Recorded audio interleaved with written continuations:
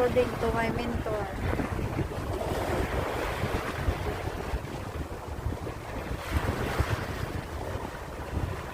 If you want to be successful in life,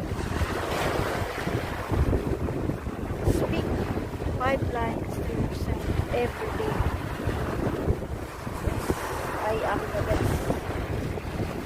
I can do it. Umabot ako ng 50 anyos, 50 years old. Nahit ko ng akong goal, Ginoo. Thank you. Wala na akong financial utang sa PGH. Kahit itanong nyo pa. Wala na akong utang. Thank you, Lord. Hit ko na ang goal ko.